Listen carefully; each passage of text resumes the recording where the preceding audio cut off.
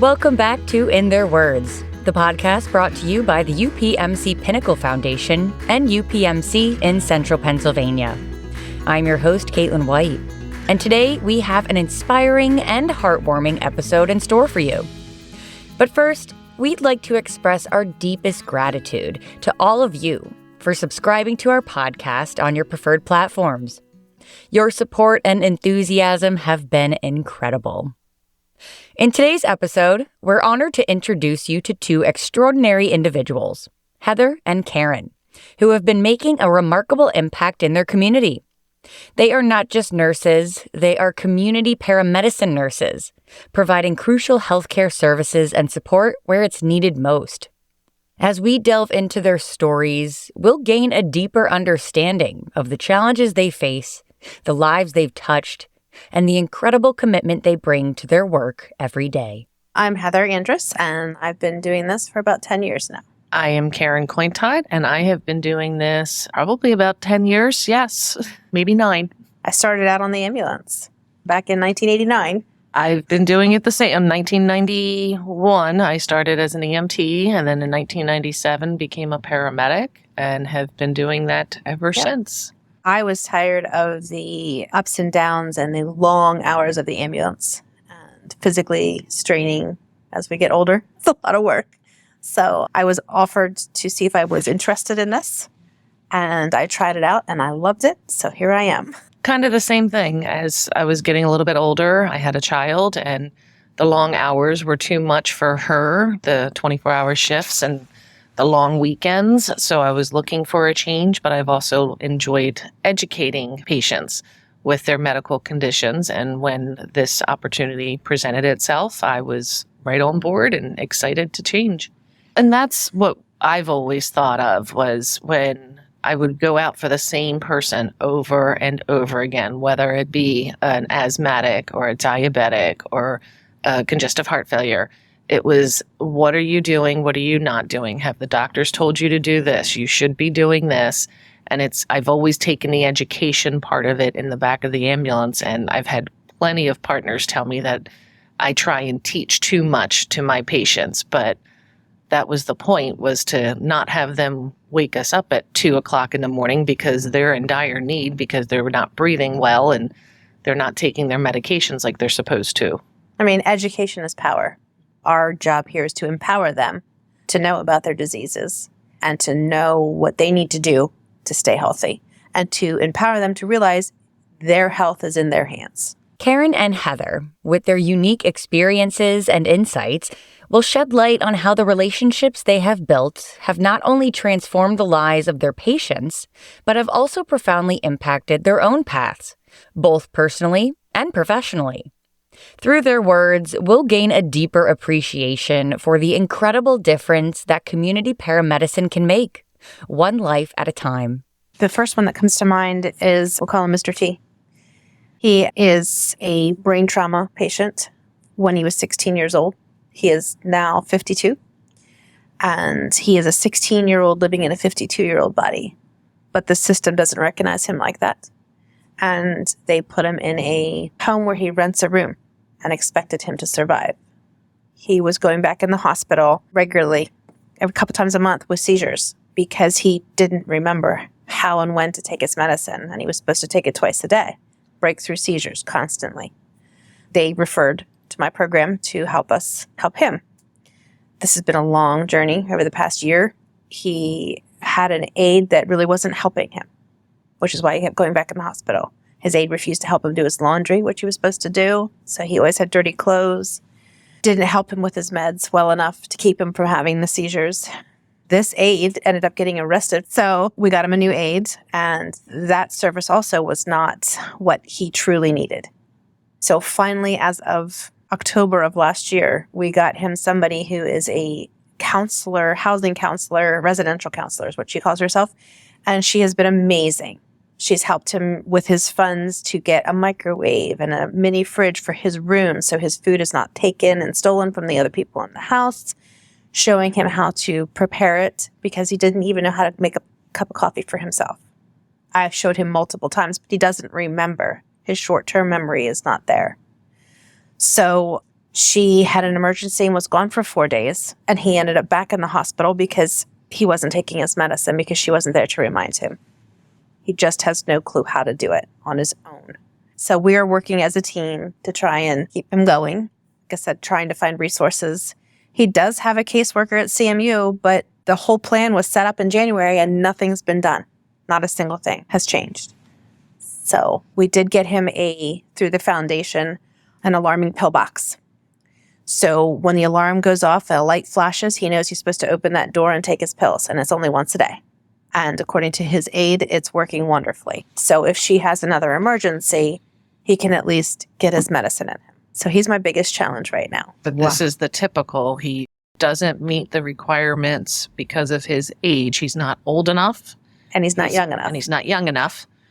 And when there's no family, or family doesn't understand how to take care of it and wants no part of it because it's taxing on them, it's a lost system. And his only family is his mother, and she lives in Philly.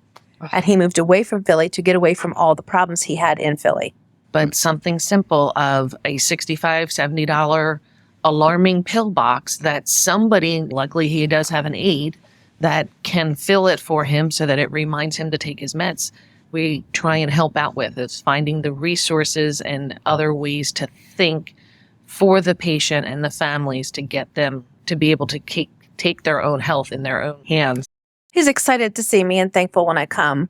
I have dropped back to only once a month, trying to keep him on track because he's got the aid now. Heather and Karen, in the truest sense, bridge gaps by reaching out and connecting. Community paramedicine is not confined within the walls of a hospital or a clinic. It extends beyond into the neighborhoods and homes of those who need care. And in this endeavor, Heather and Karen have proven to be exceptional ambassadors. Yes, I'd like to think that our job is one of many hats. Yes. It's not just the ideal was simple education, finding the resources they need, sending them on their way, reduce hospital admissions, reduce doctor's appointments for them. Bridging those gaps. Yeah, bridging a gap. And unfortunately, it's become how to help them meal plan, how to do social work, or how to help with filing paperwork. I mean, it's just simple. People are thrown paperwork and said, well, here, fill this out. Well, when they can't read or write and no one recognizes it and the patient's embarrassed to say something, no one does anything. And then 4 months later, you get another referral. They're back in and they're constantly in the problem. And it's, well, the problem is no one realizes there's mental health issues that we have to address. There is some intellectual disabilities. Now, I have a similar situation. My gentleman is 43 years old, acts like a 14-year-old, had great family support, but a typical 14-year-old, mom and him were oil and vinegar. Mom nagged.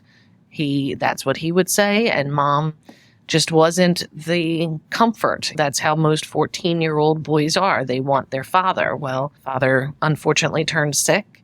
Father ended up passing away. And in the meantime, the parents were trying to get him to live on his own so that in the event that anything happened to them, that he would be okay. I've taken time just to take him grocery shopping because that was one thing that was missed. He didn't know how to use his debit card to get groceries. He would drive, but he would only drive to minimal places where he's been to before and short distances, not on highways. So he knew what he was doing. When Dad passed, it became more of a mental health issue for him. It was no longer me trying to educate him with the importance of taking his diabetes, his medications, and controlling that and how he needed to eat properly. It became a mental health. How do we help him so that we can get him to not have this depression? And it was, again, he's 14 years old in mentality, but he's a 43-year-old, so he's not old enough for mental health. He's not old enough for resources, but to put him in a situation to live back home with mom is just, you can't do that. I did go to his father's funeral. I still stay in close contact with him and his mother. They have become part of our family. I think most of our patients do become part of our family in one way, shape, or form. We do take it to heart when they get lost in the system or lost in the street. We cry when they cry. We have our joys when they have their joys. And we do what we can to help our patients. And that's what makes us stand out different from just a paramedic on an ambulance. We're not there just to take you at your time of need. We are there to know that you are part of us and we are part of you. We do what we have to help all of our patients. Mr. T needed a jacket. He didn't have a winter jacket. He didn't have anybody to buy it for him, nor did he have the money to buy it. So we brought him a jacket. I brought him a hat, gloves, scarf, just simple stuff that he needs to survive. The biggest lesson I've learned doing this job is that if their social needs are not being met, they could care less about their medical needs. Correct. We focus on the medical needs initially, and then we see and figure out that their social needs are lacking, and that's why their medical needs are lacking. It's rewarding in its own too when, I don't like to call them my patient, but when my person, I go to their house and they say, "Thank God you're here. I wanted to talk to you first because I've had this problem going on."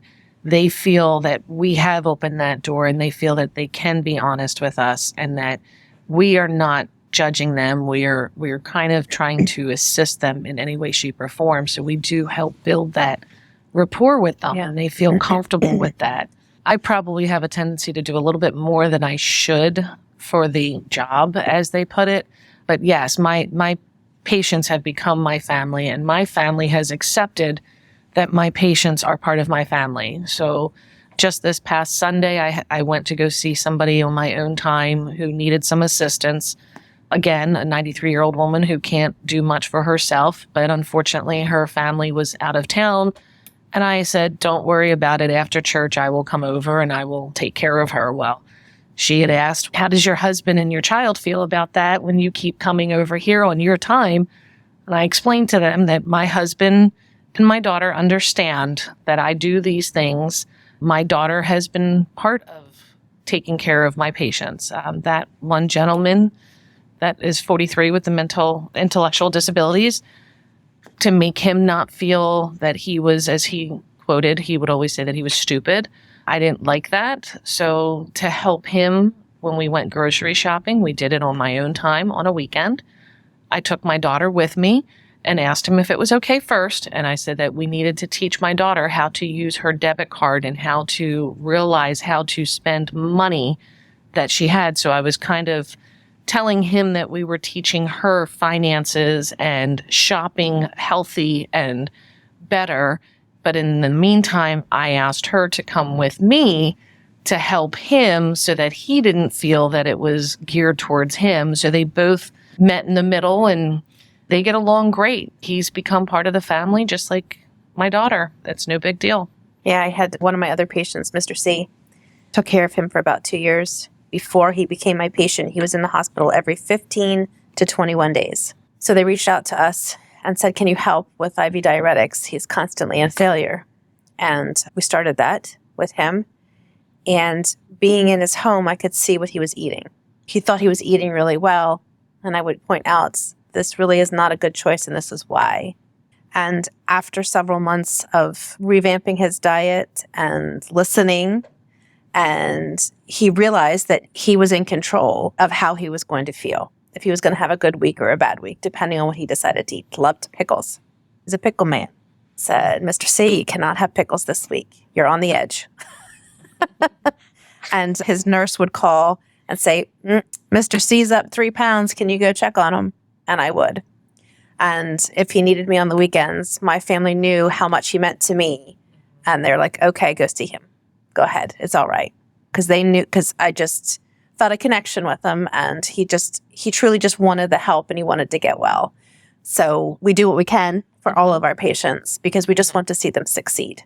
They're all special to us. One of the most significant impacts of Heather and Karen's work in community paramedicine is when they witness their patients achieving stability without the need for constant hospital visits.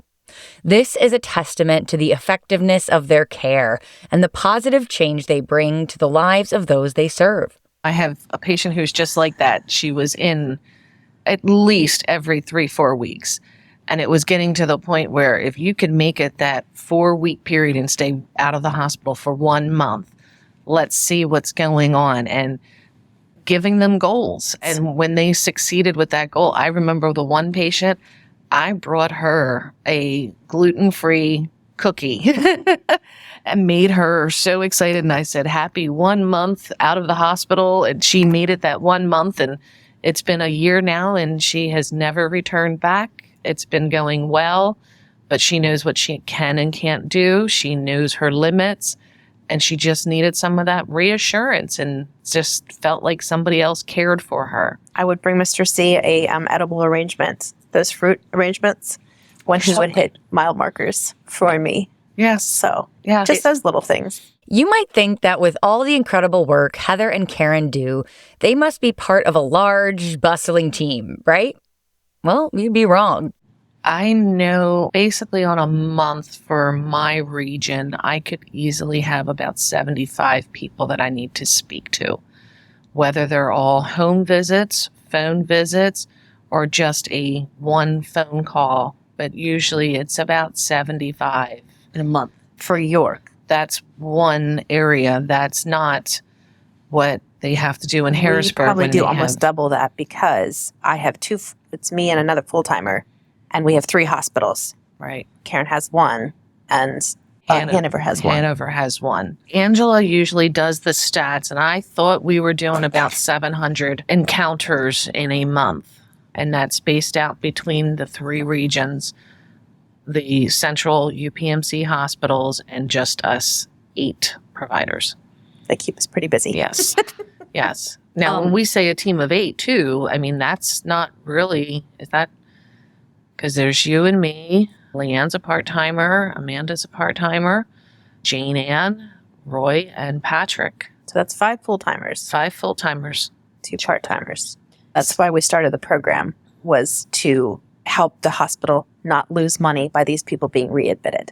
We're trying to save the hospital money by keeping these people out of the hospital, by educating them and helping them have a health plan that they understand and will follow so that they don't end up back in the hospital. You might think their work ends when they go home, but for Karen, she has been hounded by one particular patient experience in a beautiful way. When I first started, there was a gentleman that I was following at basically the same thing every 7 to 10 days, trying to keep him out of the hospital, reduce some of his doctor's appointments because his doctors did have the time back then that if he needed to be seen instead of going to the hospital, they could see him, but it was getting too much that they didn't have any more appointments. So he was referred to the program.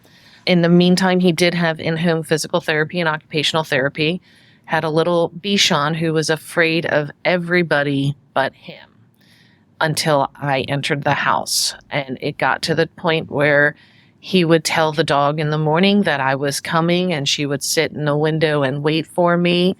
I used to get yelled at from him because if I pulled into the driveway and opened my computer to check him in and out type thing or answer a phone call, the dog would be in the house barking obsessively because I didn't come in the house. And he always said she was afraid of everybody but you. And jokingly, I would say that, yes, of my hour appointment, 30 minutes was playing with her and 30 minutes was taking care of him. And then it was a quick hello and goodbye to the wife. She wasn't really involved, but it was a joke between the 3 of us. And he was very respectful and receptive of our services and what I was doing. And he kept saying if he ever passed, I needed to promise that I would take the dog. And I always said yes. But then when he did finally pass, his wife had called me and said 2 weeks later, are you going to come and take the dog? And my response to her was, were you serious? I said, it's your husband's dog and you're still alive. And she said the dog hated everybody and was afraid of everybody. The dog would hide in the dog room and not be involved unless he was around. So I ended up taking the dog home, and she's known as the dog who has been willed to me. And every holiday, I still send a card to the mother or to the wife and let her know that I still have the dog and the dog is doing well. And to this day, you would never know that this dog was afraid of anybody. She will come running around, give hugs and kisses, and he trained her so well. She would be a perfect therapy type dog because she does love to be around people. I just think the walkers kind of scared her in time. She just needed to come out of her shell. But yes, I have been Will the dog, and she's been with me for a good 5-6 years now. And my husband always tells me no. Mom says that this is why you didn't become a vet, because you take all the animals home. And I said, well, I take all the lost patients and I help them and take them into my life. And now I'm taking their belongings with me. She is a good dog. She is not afraid of anybody or anything. And she is really good. So she reminds me, when I look at her, I do remember him, and I will never forget him or her. And they become part of our lives. Our patients become part of our lives. If you're still not entirely sure what community paramedicine is all about, you're in for an enlightening experience. In the next segment, we're going to take a closer look and delve deeper into the world of community paramedicine. Well, we start with congestive heart failure patients are a big one that we do, and COPD, and new diabetics, because they need a lot of teaching, and high readmits. Those are our 4 basic categories. And then we get everything else around the sun. But those are our 4 main that we focus on. Any babies that come out of the hospital that they're concerned of social situation, or they have come back to the hospital for failure to thrive, then they ask us to weigh them weekly to make sure that they're eating properly and they're gaining weight. And if not, we catch it quicker than, a 3-month follow-up from the doctor. So we also have neonatal abstinence babies that we work with too, weighing them and making sure that mom's understanding their symptoms and why, and just education a lot with that. Just making sure they have what they need and hooking them up with resources if they don't have them. But normally when they leave the hospital, they have most what they need. They just need a little extra support at home for a little bit. When asked what they wanted their colleagues and community to know, Heather and Karen had powerful words to share. We do so much. And I've always told everybody that if they ever had a question, if somebody was needed of our services, to just reach out to any of us and ask. And we will tell you if it's something that we think we can do or we can't do. I mean, the big thing that comes to mind is wound care. We don't do wound care. That is a nursing skill. So while we may be a small but mighty team, we do utilize anybody in our grasp within the UPMC region to help us figure out what we can do to help everybody. So we don't turn anybody away. Yep. We help whoever calls us. We will ask. But if we can go out and see them once, it might be something totally different that we were not expecting to see, that they need additional help and resources with, that we need to try and figure out how to fix them. And some people we see once. We see them, they have everything they need, they understand, they have their medications in order, they have their doctor's appointment scheduled, and it was just, okay, great, thanks. Sometimes the case managers will let them know that, hey, I'm going to refer you to the community paramedicine. They're going to call you, and this is what they do. Yeah, if we got a referral from the case manager, I would call them and let them know that I was asked to follow up after your discharge. You were referred during your hospital stay. The case manager may have spoken to you, but it was mentioned, and I'm just touching base. And then we explain what we can and can't do. And some people are very, okay, fine, let me see what you can offer, and we'll do one visit and you're done. And others say, no, I'm not interested, but thank you. Yes. The biggest thing I would have to say is to remind them that we are not there to substitute their doctors. We're not there to take away from their doctor's appointments. So no, we try and give you what you need to make you better. I'd love staying in touch with everybody after the fact, but it doesn't mean that they need to see me every week, every 2 weeks. We do have to remind them that we're not home health care, because we're not. So it's hard because they want us there as much as they can get us there, but more staff would be great. Mm-hmm. We could help more people, but right now this is where we're at. And sometimes we can't say that we can't do any more visits with these people. I have quite a few in the past, and I have some now that they do just need somebody to talk to them once a month, just to help them keep their anxiety at bay, or make them feel that they are somebody not, cares. Yes, that they're not follow up in 3 months. And it's not the doctor's position to be able to see them on a monthly basis, but sometimes we have those that we do need to just follow up with monthly, just to make sure that they're still doing okay and staying on track, so that their mental health stays with them and they continue doing what we asked to do. For Heather and Karen, being there for their patients means everything. It's a calling that they hold close to their hearts, even when it presents them with daunting challenges. Their unwavering commitment to the well-being of those they serve is nothing short of extraordinary. I've had they do. one that was constantly, if not calling 911, calling the police or calling the doctor's office, constantly. And it was just because prior to her having a dementia diagnosis, she was just very anxious about everything, fearful of everything, afraid to be alone, afraid to die. And it was to the point where I just said, here, call me. Whenever you have a question, you call me. And it didn't matter whether she called me 5 o'clock in the evening and I was at home with my daughter and my husband. Oh, that's your phone, Mom. Guess who that is? And yes, it is. It's her, and that's fine. And she needed some reassurance that she was okay and that she could continue to go to bed at night. And she woke up in the morning. I had to get an alarming pill box for her. We bought them. I bought about 4 of them so far of my own to give out to patients just so that it would make life simpler. But yes, she wasn't calling the doctor's office 30 to 40 times a day, wasn't calling 911 to talk to an officer or to talk to somebody on the ambulance and go to the emergency room. So it got to the point where I did lose count one day after 56 phone calls in one day because she was that confused and that worried about everything. And again, the resources were not available to her. Amidst the challenges and demands of their work, there are also moments when Heather and Karen find solace and peace within their own families and in well-deserved relaxation.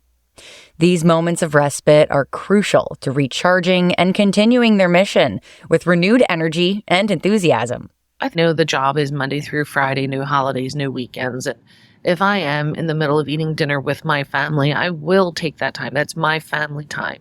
But unfortunately, especially now, the weekends are getting nicer. My husband goes away every other weekend. My daughter goes away every other weekend to her father's house. So this weekend, I would be alone by myself. So if somebody needs something, I'm there. I'll help them out. I have 2 very active boys in lacrosse. And so my 24/7 is picking kids up, taking them to practice, taking them to games, going to games on the weekends. So I have learned to turn my work phone on vibrate, keep it in my bag. If I have a minute and I feel like checking it, I do. If I don't, I don't. Because if I do check it and I know someone's called, then I stress about it and have to deal with it. And if I don't have time, that's not fair to me. So that's myself. I completely understand because I have learned that too. I don't have an office like the girls in Harrisburg or the guys over in Hanover, which is fine by me. I don't mind working from my spare bedroom. I love it. I just have learned that, yes, after hours, the phone goes on silent because if I do feel the need that if I hear it ringing, even before I go to bed, I have to make sure that I can look to make sure that it was okay. Ever since Mr. T went missing, I'm just anxious about why did I not answer that phone? Oh my gosh. So my heart is torn. I give myself the grace, but at the same time, I have such a connection for all of my people that God forbid if something was terribly wrong, say somebody did pass or somebody got into a car accident and they felt the need that they needed to call me, I want them to know that they can call me and that I will answer them as soon as I am available. Although it's not a 24-hour, 7-day-a-week job. And we do take our vacations. We do go away and don't take our work with us. But for the most part, we are very empathetic people and we do try our best. I love this job. I have never loved a job this much in my life. Exactly. I have no desire to leave this position. You may be asking yourselves, why did Heather and Karen choose to embark on this challenging yet profoundly rewarding journey? For me, there was no caregiving in my family. It was just the way that my parents raised us. They were very caring for everybody. And I remember that as one of the family friends was failing their health in the way of cancer. My mother and father stepped up to do everything that they could to help. And they were kind of like an aunt and uncle to me. That's how close we were raised. And I just remember seeing my mom do so much for them. And then few years later, my grandmother was fighting cancer. My mom quit her job to move in with my grandmother up in New York to help take care of my grandmother. It wasn't even her mother. It was her mother-in-law. And that's just the type of people my parents were. So it was one of those, when I saw that, I knew I'd liked to help. And I used those two excuses as to why I wanted to get into helping somebody. I wanted to do the best I could to help anywhere I can. In fact, one of the first one, the one that was like an aunt and uncle, they had a friend, another family friend who made a hand stitch little frame for me. And it said Karen, and it said the meaning of it, of being devoted to the care of others. To this day, that's hanging in any office that I ever have. It's in my office, in my house, right next to my work computer. And that's the truth. That's the way we were raised. You got to help anybody out you possibly can. I still hold doors for people. It doesn't matter who you are. And it's the way we were. My parents were always helping everybody all the time. And my mom helped my grandmother through her last few years of her life with dementia. Just living in a loving, caring family. And some people, unfortunately, don't have that capability that they can count on their family to take care of them. And some family members can't do that emotionally. It's too hard for them. I know most of our parents would probably say that. They don't want us to take care of them. My father said it before he passed. He didn't want anybody to take care of him. And it wasn't a thought. It was, no, this is who I am, this is who you raised, and this is what I do. And I do what I have to do for my parents, no different than I would for anybody else. They're all the same. And that's all part of gaining their trust. Yes. Sometimes it takes several visits for you to show them that you really do care about them and their health, physically and mentally. And then they finally open up to you. I had a gentleman, Mr. B, his defense mechanism was telling everybody that he was a deaf mute. And he would talk very difficultly, like you could not understand him, and tell me he couldn't hear. And he had a catheter, and he kept having to have it changed once a month, and he needed rides to get there and whatnot. So after 2 or 3 visits, he finally opened up. He spoke clearly, not completely clearly, and he was able to show me that he can function. But that was his defense, is he couldn't. That's what he would do. And he'd lash out, and he was mean. And I just killed him with kindness and showed him I really just wanted to help him. And he finally let me. So it's gaining that trust, showing them that you really care. Wow. Because a lot of people just give up because they don't feel like anybody cares. That's a big part of what we do, too. Mr. C, he was very grateful for my help in helping him turn himself around. And his daughter was very grateful. When he got sick at the very end, she called me and said, I don't know what to do with this. So I came in the hospital and we prayed because he was a pastor.